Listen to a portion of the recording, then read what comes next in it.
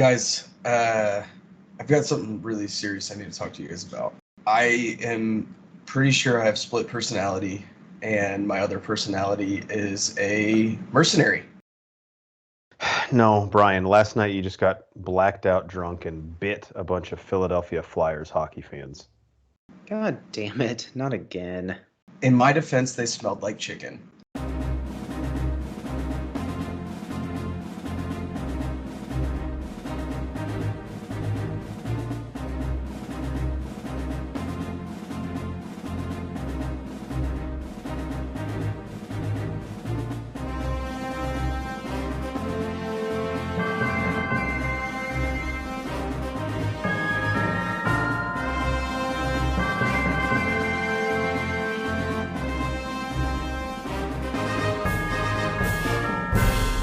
Welcome in to the Bro 4 Squad podcast, where we are just a bunch of bros drinking beer and watching TV and movies. I am your host, the Mayor Jeff Hornacek, and this is our review of Moon Knight, Episode 1. I am joined by the American hero Nate Thurmond and the mad scientist Brian Banner to review this as we do all of our TV episodes using the 4 Bro 4 Squad criteria, which is the acting, the story, our favorite scene, and then a fan favorite, theories and questions going forward. So, Nate, let's turn it over to you first. I think we've had this same crew together for all of the Marvel shows, which has been nice. We've been able to really kind of get in our zone with what Kevin Feige and the MCU is offering us with their Disney Plus fare. And I don't know how you felt, but this to me felt like they continue to sort of reinvent themselves through the streaming medium.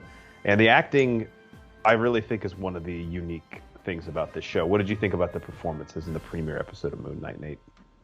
Yeah, I thought it really held up.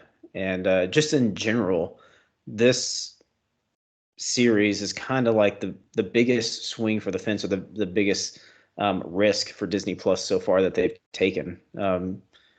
And we can probably get more into this in like the plot and story. But yeah, overall, I thought the acting was great. I wasn't sure, just being from an American standpoint, if Oscar Isaac's like vernacular was like over the top for British. I thought it was just like bloody and bollocks and like throwing all this stuff out. I thought his accent was great. And late as gators. Yeah, I couldn't, and maybe we should get some British people's weigh in on this. I was like, is this like too over the top? I wasn't sure.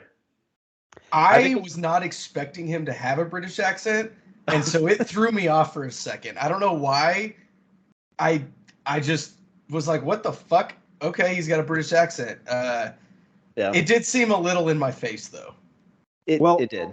I think that the character of Mark Spector is one who has dissociative personality disorder, and I think that's kind of what drew Isaac to this role, is his ability to get to kind of wear these different hats. I do wonder, though, like, once we get to learn a little bit more about his character, if we're going to look at I don't know Steven's last name, the Steven character he's playing, but Grant. Okay, Stephen Grant. If he will end up being like the quote unquote fake persona, and so that's why maybe his accent comes across as a bit like put on, sort of. Because even the phone call he has in the episode with that girl Lucy, she's like, "What the fuck is this accent you're doing?" Yeah, like, and that makes a lot of sense. I think that is kind of how it's going to play out. And this, out of all the Marvel series, or really anything that's been done in the Marvel universe, I think this is the way for a lot of the audience. You're kind of blind on this. Like, we don't know much about this character. He's kind of shrouded in secrecy. Obviously, there is background on him, but I don't know much of it since he hasn't been on the screen much, if any. Maybe in a small aspect that I don't know about. But on IMDb, Oscar Isaac is listed as Mark Spector. So I think, Horns, what you're saying is kind of what's going to happen. And that kind of does play into it, and that may lend to helping maybe his over-the-top accent a little bit, because, well, this isn't his, like, in the show, this isn't his natural voice. So, yeah. Banner, what did you think? We got, obviously, Ethan, we got two big heavy hitters here, right? To get Oscar Isaac to do a 6-part miniseries, and the deal with Marvel is you can't just sign on for one thing. He's already talked about where we're going to see his character next after this. But on top of that, we get Ethan Hawke, like, acting royalty here. And even though he was not in much of the episode, I am so fucking intrigued by his character, almost more so by the stuff we didn't get to see with him than what we did get to see. So what held up for you? Yeah, he was absolutely incredible. He was creeping me the fuck out the entire episode. And it didn't help that literally how this series, the very first thing we see is him crushing glass and then standing in it in his little So slipper weird. things there. Like, I don't know Mondays, what am I the right? fuck is going on with that, but he was brilliant. Absolutely brilliant. And I, like you said, I am extremely excited to see what they do with that character and who he is and what he is, and there's just a lot of mystery around it, and that really excites me. Sorry, I was muted. One other character. This one is really just a Oscar Isaac sort of tour de force. Him just getting to really have fun with this character of Mark and Steven. But a nice little ancillary character that I liked was Lucy Thackeray, who played Donna, like his manager or boss at the museum. Mm-hmm. I just thought they had a fun rapport, and I really hope we get to see more of her. Although I'm kind of not sure after how we can get into this in a second, but after how this episode ended, like if we'll be able to go back to the museum at all. It kind of seems like I think so. I'm gonna fuck it up a little bit. I had Lucy Thackeray written down here as Donna as an honorable mention. And yeah, I don't know what it was. It was like she was kind of a bitch, but like a playful bitch. And Right. it was like you could like still agree with her and like she's just doing her job. And they had a like playful interaction at the beginning whenever he was getting that date together with his other fellow coworker. But then also left her last name Thackeray, which is the same name as the kid in Hocus Pocus. Hocus Pocus. Thackeray. Wow, it's all one connected universe. All right, we're ready to move on to story and plot. Sure. All right. Before we actually dive into it, I think it bears noting this is the first Disney Plus show, unless I'm missing like a glaring one, where the titular character and the main premise of it is someone completely new to the MCU, right? Like we're introducing the main character and the person the show's named after for the first time in this show. Yeah, to my knowledge. I believe so.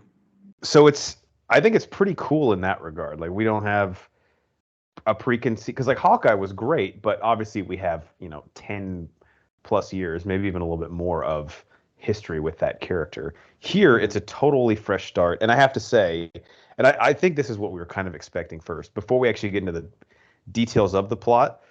Brainer, we can go to you first. Did you like how, not unless I missed again something really obvious, I don't think there's even an offhand or like a cursory reference to anything in the MCU in this. Did you like that in the first episode? I loved it. I mean, obviously I know it's an MCU show and blah, blah, blah, but as I'm watching it, I was able to really immerse myself in it and not think of it as an MCU show. It was just a really, really cool show, and it didn't have to be attached to the Marvel name, which is a huge strength of it, especially when we're talking about it, the show is named after, and the main character is somebody that we've never met before or even referenced before. So kudos to them for them to be able to introduce something like this that is, again, it's a little out there. It's kind of crazy, and we don't even know what the fuck it is yet. And to have it be so compelling and so intriguing. I feel like I say this after every first episode of these shows, but this might be my favorite first episode of the series, except for WandaVision. That one fucking sucked. But yeah, WandaVision sucked. I don't think I've been because even Loki episode 1 didn't really amp up. Like we didn't really fully understand what we were getting ourselves into as far as intrigue with that one. Yeah. So I think I don't know. I was just like, my jaw was dropped when this thing ended, and I was like drooling for more. Nate, how did you feel about the fact that this is essentially, I think what I could see with this show doing and being able to pull it off is maybe at the very end, we get a reference to someone else in the MCU or someone else shows up that isn't really essential to the story. But right now, to me, I don't know how you feel, Nate, this is a standalone story that is going to thrive on the fact that it can just do whatever it needs to do. Yeah, I kind of feel the same way. There's got to be some tie-in at the end, maybe at the last part of the episode, or maybe even a cut scene after the credits. I know Banner is shaking his head, which it seems antiquated just because like it happens all the time. At the end, they tie it in. So I can see with this series, people not wanting it because it's so detached already in the first episode. They're like, hey, let's just keep it this way. Let's keep it detached. I like this beginning, yeah, because it's so complex and you don't actually know what's going on. It's not tied to the Marvel universe in a lot of ways. I still want that comfort at the end. I still want it to be tied to, I don't know, it's just warm fuzzies you get. So I still want it at the end, but Banner, I'll let you say your piece here because you're chomping at the bit. No, I mean you hit the nail on the head. You said exactly what I was thinking. It's already so detached. Let's keep it detached for a little bit. Give me a sec. I can't believe I'm saying this after one episode. I've literally watched 42 minutes of this show and I want a second season. But it's so detached. Let's keep it detached for a while and make us fall in love with this guy even more and kind of do the opposite of what they've traditionally done, where we have 10 plus years with this character and then they get their own show. Maybe let's do 2 or 3 seasons with this character and then end it out with a movie. Yeah. And just to touch on some of the other notes I had just on the plot and story, I agree with what you're saying there, Banner. But what I was saying like before with the acting and everything, like this is like, as far as the Marvel releases on Disney Plus, this is kind of their biggest risk so far. It's pretty complex, very confusing opening episode. The darkest, I think. Yes, the darkest. Not even close. Yeah. And we haven't really seen much yet, but I can already tell. And very very drastic changes in tone and mood within the episode that I thought they did a good job of. Like it's super playful. Stephen Grant's character is like quirky and over the top British and all that kind of stuff. But then they go to really dark. The cut scenes were great whenever he is first experiencing on camera the mercenary aspect and seeing the blood was pretty vivid in those. They didn't show anything action wise. But those cutscenes, whenever he would black out, were pretty drastic. But yeah, the tone was all over the place, but they did it well. And they mixed it in good. So it had a lot of different emotions that you could experience throughout the whole first episode. Yeah, and I'll get into this up next in scene, but there was some parts that felt like a straight up horror movie, which I loved.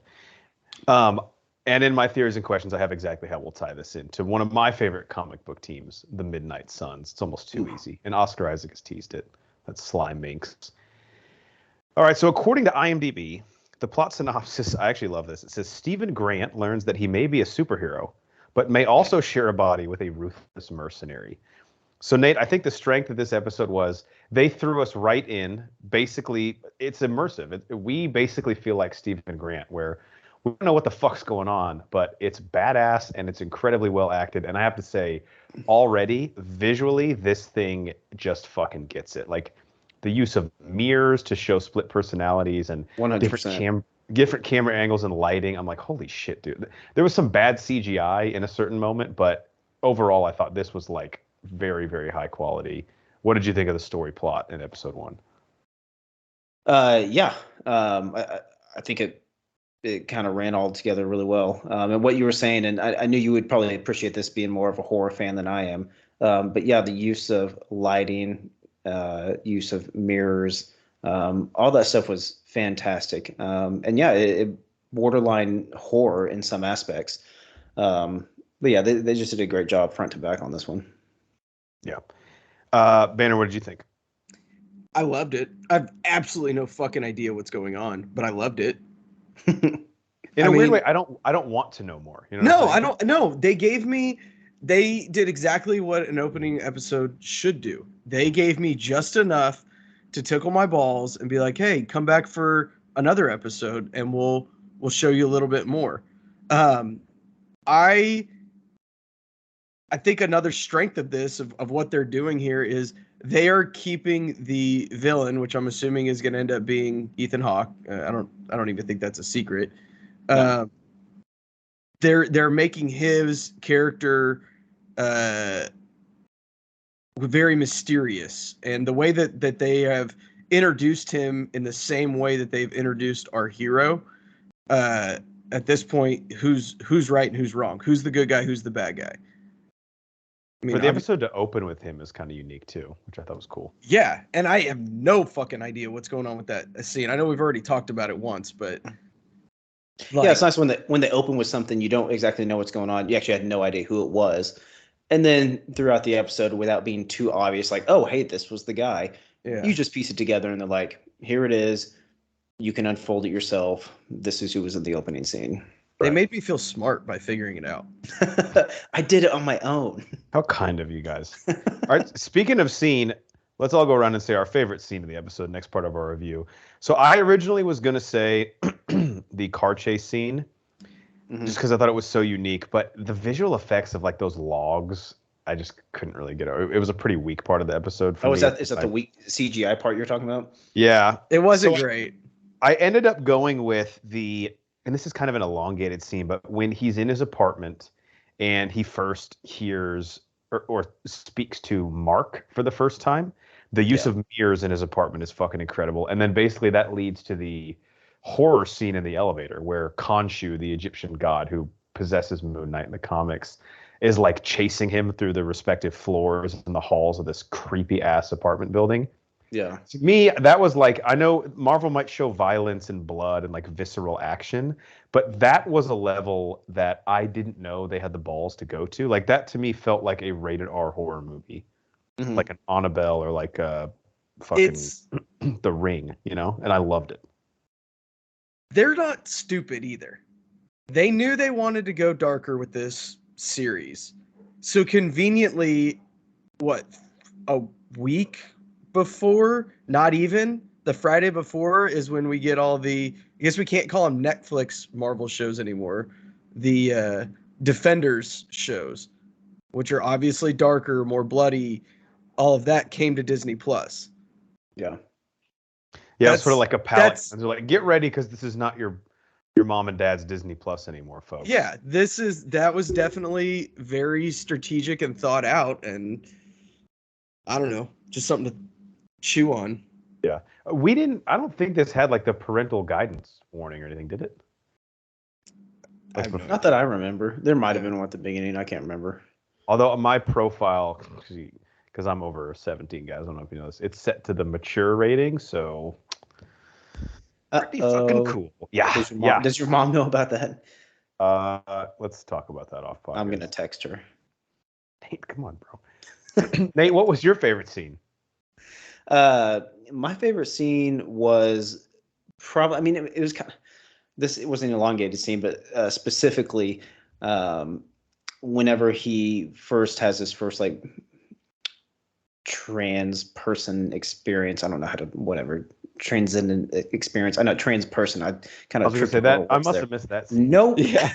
That was transcendent experience as another person, I guess. Transformative, maybe, yeah. Yeah, when he like near the tail end when he's meeting Ethan Hawke's character, and then the cutscenes. I really enjoyed the way they did that.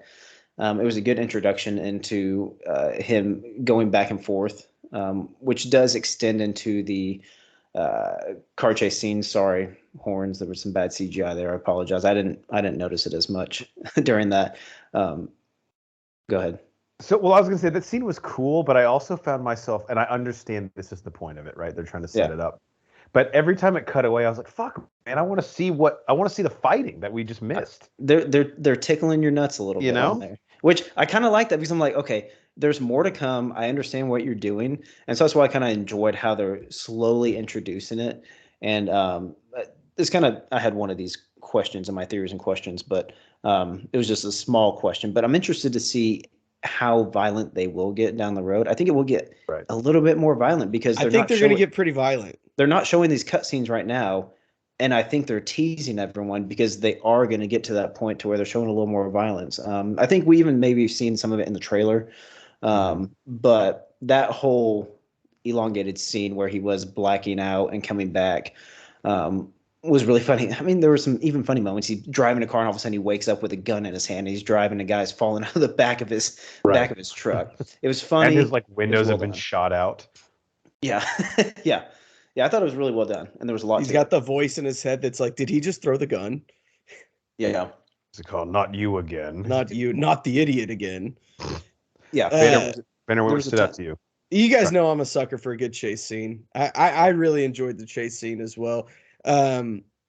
Similar reasons as you, Nate. One, because the in and out of going between the mercenary and Mark and Steven, that was very, very well done visually to me, I thought.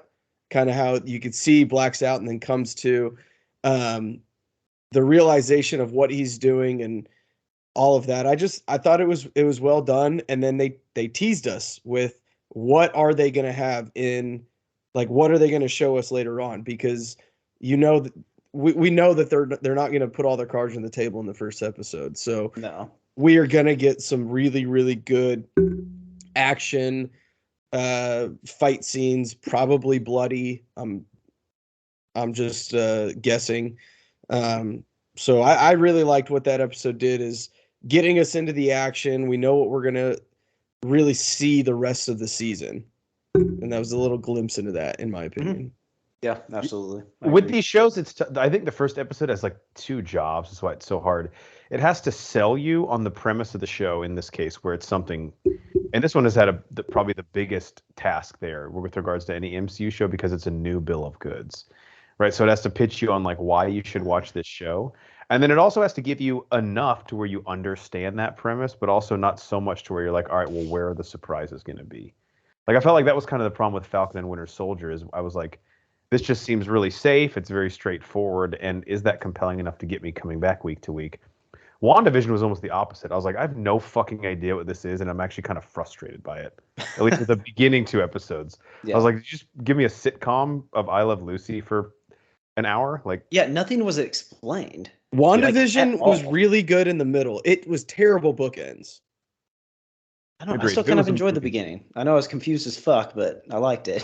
I got a little frustrated. I just felt like they were kind of spinning my wheels and fucking with me early. And even in the end, I was like, yeah, you didn't need 2 full episodes of basically nothing happening. But I definitely can see the other side. But this one, I think, did a really good job of like giving us just enough bites of the apple to where we're like, damn it, fine, I'll definitely be back next week, because it's just so goddamn intriguing. And the less we know, the more intrigued we are, as opposed to being frustrated by it. And I almost can't explain how they pulled that off, because if done incorrectly, I'd be like, well, I'm not going to sit around for another Lost experience where J.J. Abrams just like throws all this crazy shit out there and has no idea how or where it's going. Like, this actually feels like they have a plan. So I'm definitely excited. Yeah. Right. Yeah, they've got a good plan. I trust it. Yeah. All right, we end with theories and questions, my favorite part. Let's just go round robin. Banner, I'll let you go first. Okay, so my this is a question and a theory. Again, I'm sorry, but I'm going back to that opening scene. What the fuck was that opening scene all about? I thought about it, and I thought about it, and I thought about it. And does Ethan Hawke's character, does he have a name yet? Do we know who he is? Arthur Harrow. Arthur Harrow. Okay. Does he have to be, quote unquote, bleeding to do those wellness checks on those people, where he either, says, yeah, you're a terrible person and you're dying, or you're not? It's like their quarterly reviews, right? Yeah. Yeah. And does Oscar Isaac possibly have that same ability? With the scales to like drain the life force, like my ex-wife? Yeah. That's a good question. Because I felt like there was that moment when they were in the museum and Ethan Hawke tried to do the little hand thing with the cane that swings with Oscar Isaac, and it didn't seem like it went as planned.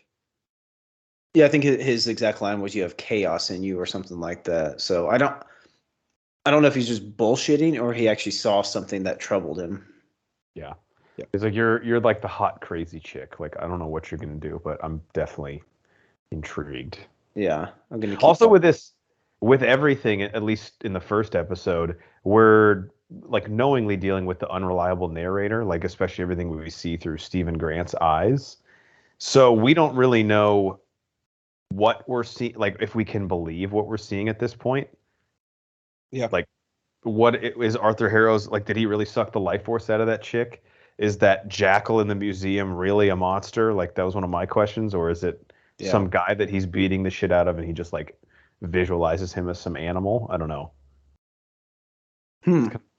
Yeah, that's another that. Yeah, I hadn't really thought about that, but that makes a lot of sense. Is he possessed or just on some really good shrooms? Yeah, did he just have like 2 Red Bulls and he's like jumping all over the place? I think it's one of those things where like when we have the whole picture at the end of the series, you'll come back and watch it and there'll be like a ton of Easter eggs or little like hints as to what Little we're crumbs. Mm-hmm. Yeah. I'm sure there will be. Yeah, on a second rewatch, I'm sure that'll be things that'll pop up. All right, Nate, what do you got? So, my biggest thing, and there's a lot of different touch points on this throughout the episode that support this question and really perpetuate the question. But how long has this been going on? Yeah. And so there's a lot of things you pick up on, and one of the things I think it's maybe a quarter of the way through the episode, maybe halfway. But he takes the maybe closer to halfway. Takes the tape off, wads it up, throws it over. Can I interrupt real quick? What is the point of the tape? It's to know if he escaped or not, I'm assuming. Yeah. Oh, okay. So, because he chains himself or has that like thing that he has to the post of the wall. So I just assumed that it's to know whether he got out or not. And I don't really get the point of the sand either. To know if he left his bed, I guess. Like if he walked out. Yeah. Same thing. But I mean, you could jump over it. There's some loopholes. Right. So there's seemingly a lot of blue tape over there in his trash can. It's overflowing. So it's been happening a good amount of time. But then the phone call, because that's what we alluded to earlier. Like an old phone. Yeah. The person was like, what's this accent or voice you're doing, and blah, blah, blah. And like, how long has this been going on? That, I mean, they're freaking out, but I don't think it's been like a year. But I think it's long enough to where he knows. 3 months? I want to say 3 months. Is that just your assumption? No, it's like an educated, I think I remember that. Like from the episode? Yeah, I thought, or it's been months. Maybe she said. Did Lucy say something like that when she answered the phone? That woman he called. Yeah, I think so. I think she said something like it's been either 3 months or you've been gone for months. So I would say it's somewhere between 1 month and 11 months. Okay. Then okay, that may have been a little piece of the dialogue I missed. Well, it can't be 12 months because then that's a year. True. Maybe it's like babies, when you're like, oh, my baby's 44 months. You're like, okay, Jesus Christ. But there's other things like during the episode that make me think it hasn't been that long. Like he's reacting very surprisingly to things like, oh, I've made this date. Oh shit, it's 2 days later. But he's like torn up about it. Like the waiter takes his order and he's like, whatever, just give me the steak. I don't care. Just however, because it seems like something very new to him. So it's like weird because like the blue tape, there's a lot of blue tape, but he's still reacting like this hasn't been going on a long time. He hasn't been able to adjust to it, which fair enough. It's a weird shit thing to be happening to you, blacking out and becoming a mercenary. Yeah. But I'm really confused on like how long this has been going on, just because like how he reacts in his day-to-day life. Like he hasn't realized yet that there's big periods that he blacks out and he doesn't remember. It's called the Jägermeister. What's that? Ain't that it's called Jägermeister. That's what does it. Dangerous. But that brings up another good point, Nate, is it that Stephen Grant hasn't known that much, but it's been years for Mark Spector? That could be another thing. Yeah. Like, that's the thing. I don't know. If Stephen Grant is like he is well enough established in London that he has a flat and he has a job where people know him. So it's like, if this has only been going on for a little while, this guy has basically like his life set up, And like has him, because specifically the date situation, he thought it was Friday, it was Sunday. So like, yeah, which I mean, I guess this does play in a little bit to the beginning because his supervisor, Donna, is like, oh, you're late again, blah, blah, blah. But she didn't really say anything about like, oh, you missed a day of work. So I don't know. I'm not saying it's a plot hole, it's a continuity error. It's just I haven't pieced it together and I don't know how long this has been going on yet. And that's one thing that's frustrating me. The goldfish thing, again, it was another thing. Yeah, and that's the title of the episode. Actually, I didn't say that off the top, but it's called the goldfish problem, which is just like really deep to think about. But yeah, we can assume when he misses the date that, assuming like Mark and Steven are sharing quote unquote the body, that Mark basically had access to it for like the weekend, you know? Maybe that's was the their custody deal. Maybe that's in the contract. Yeah, they like signed the papers like, hey, these are my days off. You can take me this time, but I've got to be back at this time so I can go to work. Mm-hmm. Got to get a paycheck. They split holidays, obviously. It's the only fair way to do it. Yeah, of course. All right, this is I guess a question that I'm asking for your theories, but one of the things that like is clearly going to be something, if that makes sense. What's the deal with Stephen Grant's mom? He's leaving her 2 voicemails. And I actually have a theory about this. So he's getting quote unquote postcards from her, and I have to steal this one from Heavy Rock Stars, but he the postcards he's receiving are the exact same ones being sold at the museum that he works at. So it's very possible it could be a memento thing where he's like leaving himself information in postcards he's sending to himself, or he's like just straight up sending himself postcards to cover up the fact that his mom is dead, or I don't know what her deal is. But any ideas on what's going to happen with his mom? I mean, yeah, you pretty much took the words out of my mouth. I hadn't pieced together the postcard thing, but just watching the episode and him just like leaving these sentimental voicemails and not ever getting, I think it was definitely 2 calls, maybe 3 calls, but even on that second call, you were getting that vibe like she's not picking up. She's never going to call you back. Yeah, I think this could be a your mom's dead situation. So yeah, great call out by the postcards, and that kind of makes sense if it's maybe Mark, his alter ego, sending the postcards back to him. And it's just easy access. You got the museum, grab a postcard, it makes it convenient. Don't have to pay for a stamp. I just drop it in his mailbox. I have the key. It's really just cost efficient. Also, yeah. Can we all, if we ever call each other on the phone, or when we call each other on the phone next, make sure that we all hang up by saying in a British accent, "Later gators." Later gators. I don't even know if that's a British thing. It's just super corny as hell. Yeah, British people have to be like, "Oh, don't fucking, come off it. We don't sound like that, do we?" Bollocks. Later gators. The fuck is this? That's good stuff. But yeah, unfortunately, I think his mom's dead. Banner, any other theories, or are you kind of on the mom is dead train? Yeah, no, I think she's dead. And just off of that, and this, I don't have any theories, so I'm glad this one just popped into my head. Arthur Harrow, maybe be the result of his mom dying. So. Oh yeah, I could definitely. I think that would be a nice tie-in, because I think there's got to be some significant tie-in between him and Ethan Hawke's character. I'm glad you brought that up. I think this would make sense. Oh, do you already have one? I have a theory on that.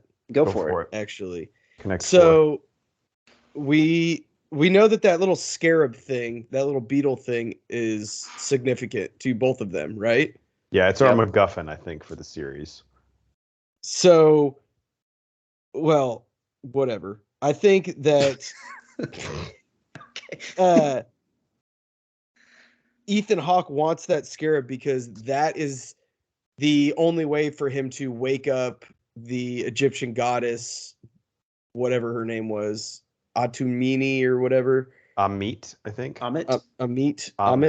Amit. Yeah, something like that. Yeah, something like that. Whatever. That he is going to wake. He needs that to wake her up, and Oscar Isaac uses that to be the mercenary. Does that make sense? Okay. So the scarab is what's going to bring them together. That beetle is what is going to be what brings them together. But he has been the mercenary prior to having the scarab. That was the thing. I didn't know when he got that in his possession, so that was the only question I had. Could he be following the museum around the world? Because I'm assuming that that's like a temporary exhibit. They go place to place for... I think he just works at the gift shop in the museum. For like a few months, maybe, whenever the exhibit started, and then he's going to leave and go to Guadalupe, who the hell cares, wherever the the exhibit is Sure. being displayed next. I guess. Look, it's the first episode, guys. I'm trying Yeah. my hardest here. I love it. I appreciate it. Yeah. Nate, what else you got? That's honestly really about it. I had like 4 things written down, and they were all around how long has this been going on and how some things don't tie in together. So I'm still just trying to piece that together at this point. But it's weird because I think like we've all agreed, I love being confused like this, at least early on in the series, you know? Like I'm not, maybe confused is the wrong word because I'm just intrigued by the stuff I don't know. Yeah, there's enough stuff there that makes sense that all the confusing shit allows enough intrigue and curiosity to keep going. Mm-hmm. Yeah. I have one last theory. Let's hear it. I think every first episode I try to just take a swing for the fence, load up on like a 2-0 fastball and hit one out of the park. Might as well. I'm usually wrong, but here's our MCU tie-in. So Oscar Isaac has teased, I'd love to see the Midnight Suns come to the MCU, which is one of my favorite superhero teams. It's basically like all the dark, badass motherfuckers in the MCU. It's Blade, Moon Knight, Ghost Rider, Werewolf by Night, and Black Knight.